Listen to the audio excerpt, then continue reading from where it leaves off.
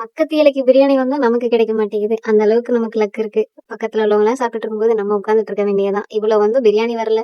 இன்னைக்கு சண்டே காலையில எந்திரிச்சு இளநீ குடிக்கலாம், நுங்கு வாங்கலாம்னு சொல்லிட்டு வந்தோம். ஆனா இளநீ மட்டும் தான் தொங்க விட்டுருந்தாங்க. பக்கத்துல நுங்கே காணும். அப்புறம் இளநீ வெட்ட சொல்லிட்டு அப்படியே ரோட்டை வேடிக்கை பார்த்துக்கிட்டே பராக் பார்த்துக்கிட்டே நின்றுட்டு இருந்தோம். அங்க ஆடு அப்படி இதுன்னு ரோட்ல போயிட்டு இருந்துச்சு. எல்லாத்தையும் காலையில பாக்குறதுக்கு மைண்டுக்கு ரொம்ப ஹாப்பியா இருந்துச்சு.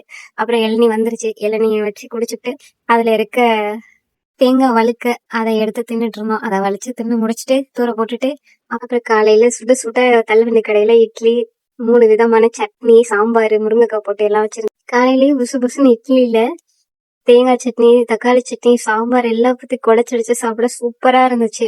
அப்புறம் மதியானத்துக்கு கல்யாணத்துக்கு கிளம்பி போயாச்சு. கல்யாணத்துல வெயிட் பண்ணிட்டு நிக்கிறேன். முன்னாடி உள்ளவங்க எல்லாம் சாப்பிட்டுட்டு இருந்தாங்க. நம்ம எவ்வளவு நேரம் தான் வெயிட் பண்ணிட்டே நிக்கிறது. அவங்க வேற முன்னாடி சாப்பிட்டுட்டு இருக்காங்களா, நமக்கு ஒரு மாதிரி ஆக்வர்டா இருந்துச்சு.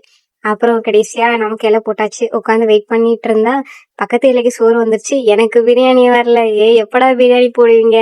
பக்கத்து இலைக்கு வரைக்கும் வந்துருச்சு, நமக்கு வரல. பாத்தீங்களா, சோ டிசப்பாயின்மெண்ட். அப்புறம் ஒரு இடையே பிரியாணி சாப்பிட்டு லஞ்சை முடிச்சுட்டு இன்னைக்கு டே முடிஞ்சுன்னா லைக் பாப்போம். வீடியோ பிடிச்சிருந்தா சப்ஸ்கிரைப் பண்ணிக்கோங்க.